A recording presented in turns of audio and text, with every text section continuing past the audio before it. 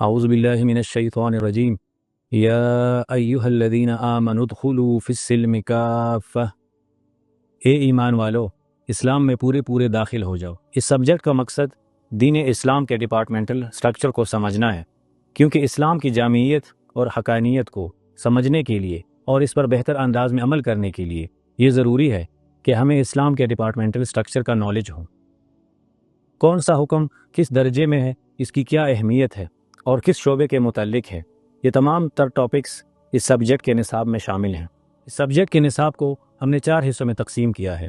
First part Islamic belief system, second part Islamic moral system, third part Islamic obligations, اور fourth part Islamic wisdom کے حوالے سے ہے۔ First part جو Islamic belief system کے متعلق ہے، اس میں ایمان کی تعریف، فقہاء و محدثین کے نزدیک ایمان کی تعریف، آرٹیکلز آف فیتھ کا انٹروڈکشن، قرآنی آیات، احادیث اور سلف صالحین کے اقوال کی روشنی میں ایمان کی تعریف کا تجزیہ اور ایمان کی خصوصیات کے متعلق ابواب شامل ہیں۔ سیکنڈ پارٹ جو مورل سسٹم کے متعلق ہے،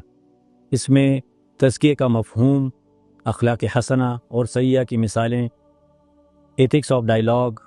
گفتگو کے آداب،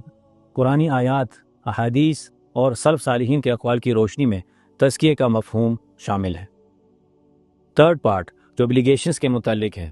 اس میں ارکان اسلام کی اہمیت اور اس کا تعارف، احکامات اور کتاب کا مفہوم، شریعت کے مقاصد، حدود اللہ کی تعریف،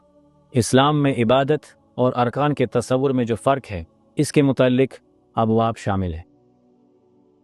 فورتھ پارٹ وزڈم کے متعلق ہے، جس میں حکمت کی تعریف، خیر کثیر کا مفہوم، قرآنی آیات، احادیث اور سلف صالحین کے اقوال کی روشنی میں حکمت کی تعریف کا تجزیہ شامل ہے۔